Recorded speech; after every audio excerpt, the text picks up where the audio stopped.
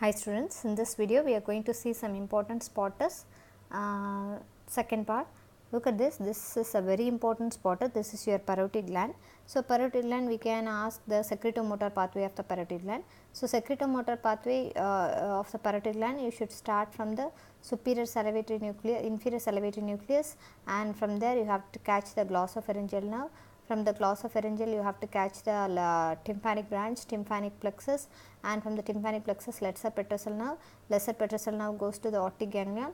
From the aortic ganglion it goes via the auriculotemporal, and auriculotemporal goes to the parotid. This is how you have to explain, just flow chart only you are going to explain. And the next thing is this parotid duct is a very important next spotter.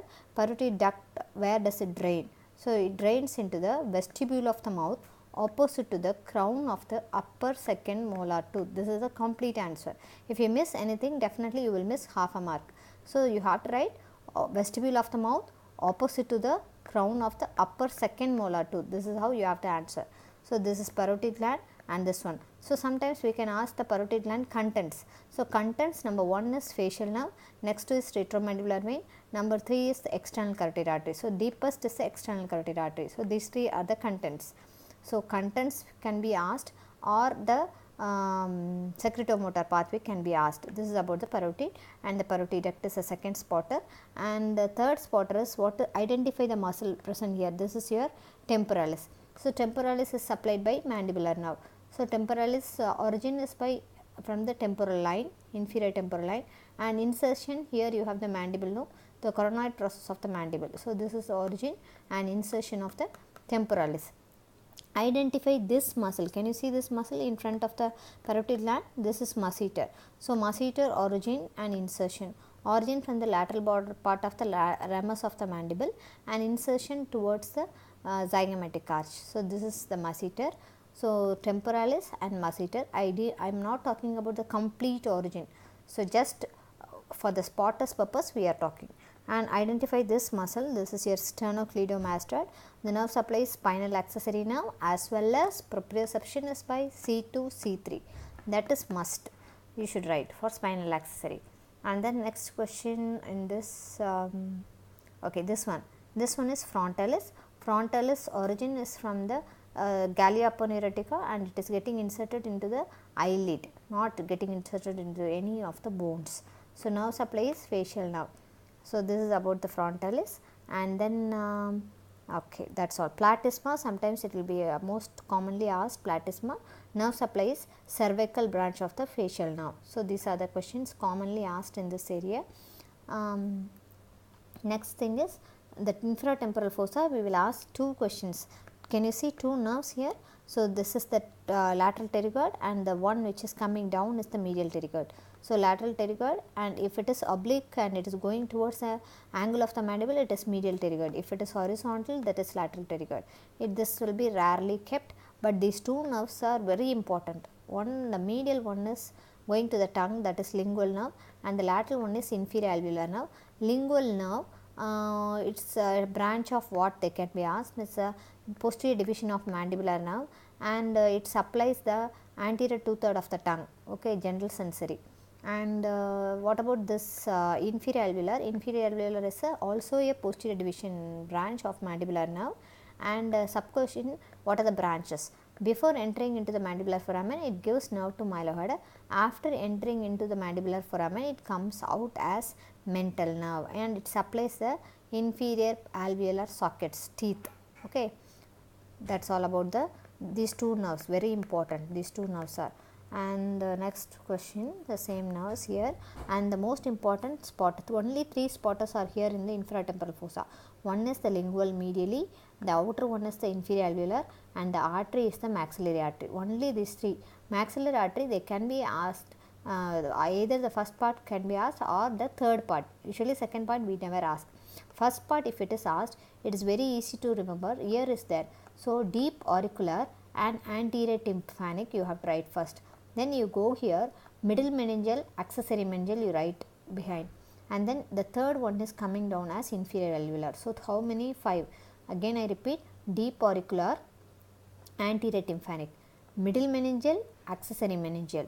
Down you have the inferior alveolar. These are the 5 branches from the first part.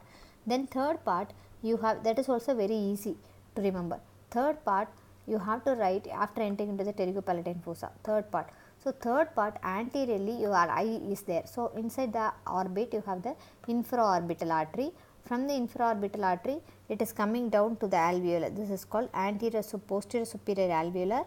So behind you have to write number 1 branch posterior superior alveolar, number 2 branch going to the eye, that is called infraorbital, number 3 branch going inside, that is called sphenopalatine artery, number 4 going to the pharynx pharyngeal artery, and these are the main branches.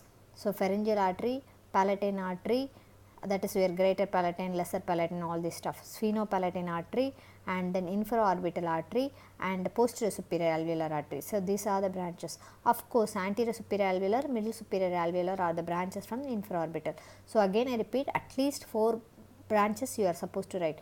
One goes to the orbit, infraorbital, one goes to the alveoli, posterior superior alveolar, one goes to the pharynx, pharyngeal branch, one goes to the palate, palatine, greater palatine branch, one is the last terminal branch, that is called sphenopalatine branch. So these are the branches you are supposed to write for the maxillary artery. Which muscle divides the maxillary artery into 3 parts? The answer is lateral pterygoid. So sub question can be the branches or the muscle which divides it into 3 parts, right? So this is about the maxillary artery. Maxillary artery is a branch of, another one sub question, it is a branch, terminal branch of the external carotid artery. Okay, one of the largest terminal branch of the external carotid artery. So finished. This only 3 spotters are here in this area. And very important, another one spotters, this is the tortuous artery which is going to the face, is your facial artery. So facial artery branches in the face, I have already enumerated you, inferior labial, superior labial, lateral nasal, and the ends as angular artery, 4 branches, inferior labial, lips, inferior labial, superior labial, lateral nasal near the nose, and ends as angular artery. These are the branches of facial artery in the face. And the very important spotter inside the orbit, only 3 spotters we used to ask. Number 1, first nerve if they keep, that is your frontal nerve. The usual sub question is it is a branch of ophthalmic nerve, and here terminal branches we will be asking, supratrochlear and supraorbital, standard question. Frontal nerve branches we will be asking, supratrochlear and supraorbital. Next question is levator palpebrae superioris will be asking, just beneath the frontal nerve. So levator palpebrae superioris is supplied by what? Levator palpebrae superioris is supplied by the superior division of oculomotor nerve. Don't forget, superior division of oculomotor nerve. Beneath that you have some other muscle. Can you see that? That is superior rectus. So number 1 if they keep, that is a nerve, frontal nerve. Number 2 is the muscles, levator palpebrae superioris. If they reflect this muscle and if they keep something, that is your superior rectus. Both levator palpebrae superioris and superior rectus are supplied by the superior division of oculomotor nerve. Then if you go medially, this is the first muscle, that is your superior oblique, it is supplied by the trochlear nerve, and beneath that you have the medial rectus. So these are the 5 spotters usually we keep in the inside the orbit. Sometimes, very rarely we will ask this ophthalmic artery, right? Ophthalmic artery is a branch of internal carotid artery. Again the same specimen, lateral wall of nose, we have the 2 concha and meatus. These 2 concha, repeatedly I am telling, it is by the ethmoidal labyrinth, okay, ethmoid bone, and it is formed by the lateral wall of the nose. Bones forming lateral wall of the nose is maxilla, palatine, perpendicular plate of palatine bone, inferior concha, and the ethmoid. All these bones, they form the lateral wall of the nose. 4 bones. Repeat, maxilla, perpendicular plate of the palatine bone, and the inferior concha is a separate bone, and this is the ethmoid labyrinth. And this is the very important spotter, usually asked soft palate. Soft palate nerve supply, if it is asked, you have to write the general and special. General sensory is by lesser palatine nerves, and special is by the glossopharyngeal as well as by the lesser palatine nerves, and the motor is by the all the muscles of the palate are supplied by the cranial root of accessory except palatoglossus, which is supplied by tensor vale palate, which is supplied by nerve to medial pterygoid. Like that you have to write. So general sensory, special sensory, and glands are supplied by what? Glands, is general sensory, everything is supplied by the lesser palatine. So at least you should write lesser palatine, glossopharyngeal, and the muscles are supplied by the cranial root of accessory, and except tensor palate, which is supplied by the nerve to medial pterygoid. Like that you should write. Okay, don't leave. All the students will write general sensory, they forget to write lesser palatine and the glossopharyngeal. And next spotter is this one, genioglossus, supplied by the hypoglossal nerve. And the epiglottis already we answered in the previous video. Epiglottis, what type of cartilage? Usually we ask elastic cartilage, and the epithelial lining we will ask. Anteriorly you have the oral epithelium, stratified squamous non-keratinized, and posteriorly you have the laryngeal epithelium, and this is your geniohyoid. So these are the things usually we ask. And this opening, this is the nasopharynx. Sometimes we put the probe inside this and will ask identify the probed space. You will be writing as tubal opening, and the subcushioning it is formed by the cartilaginous part of the auditory tube. Then behind that you will put a probe in this narrow space and will be asking identify the probed space. You will be writing as fossa of Rosenmuller or pharyngeal recess. So what is the content? Internal carotid artery deep inside. On the upper part you will be having the nasopharyngeal tonsil or adenoids. That is the content of the fossa of Rosenmuller. And then next, this is the nasal septum. Nasal septum will be asking what are the bones forming the nasal septum. So you have to answer us anteriorly septal cartilage, postero-superiorly by perpendicular plate of ethmoid, and postero-inferiorly by vomer. And they will ask the blood supply, anterior ethmoidal, posterior ethmoidal, sphenopalatine, greater palatine, superior labial. Like that you have to write. So nerve supply, anterior ethmoidal, posterior ethmoidal. Instead of sphenopalatine you have to write posterior nasal and greater palatine, and here you have to write posterior superior alveolar. Okay, anterior superior alveolar nerves. These are the nerve supply for the nasal septum. And then next one, here the tongue will be asking you the parts. This mainly the anterior two-third. If they put a pin over here, that is anterior two-third of the tongue, and the nerve supply of the anterior two-third is by general by the lingual, special by the carda tympani, and sir may put the pin over here in this papillae, that is circumferent papillae. Usual subquestion is nerve supply, glossopharyngeal nerve. This is the posterior one-third of the tongue, that you have the lingual tonsil, and this is the posterior most part of the tongue. Here is a lingual tonsil. Posterior most nerve supplies glossopharyngeal nerve, and this is the posterior most part of the tongue, that is called vallicula. Nerve supplies internal laryngeal nerve. So one anterior two-third, posterior one-third, and posterior most. Like that you have to answer for the tongue. And the last one is the larynx. So larynx, how will you answer? So this is epiglottis. From the epiglottis to the cricoid cartilage, this is the extent of the larynx. This spotter are, sir will put a pin over here. They will ask identify the pinned part. You have to write as supraglottic part.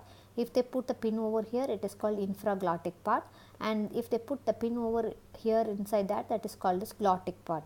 So nerve supply supraglottic is internal laryngeal nerve up to the vocal cord. This is the vocal cord. This is a vocal fold, and this is the vestibular fold. Vestibular fold is formed by the inferior part of the quadrangular membrane, and vocal fold is formed by the conus elasticus, upper thickened part of the conus elasticus. So these two, and then the third one is this. Third one is the sinus of larynx, the other glottic part.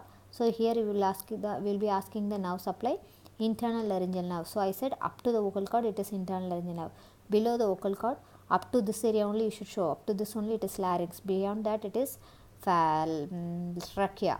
So this area is supplied by recurrent laryngeal nerve. So supraglottic is by internal laryngeal up to the vocal cord. So below that infraglottic is by the recurrent laryngeal nerve. Sinus of larynx is also by the internal laryngeal nerve. Both the sides you have, if they put a pin over here, you have to write pyriform fossa, and it now supplies internal laryngeal nerve. Boundaries are aryepiglottic fold. This fold is called aryepiglottic fold, and the thyroid cartilage and the thyrohyoid membrane laterally. Medially aryepiglottic fold. That's all about that, and this is for the discussion. We'll see the next video.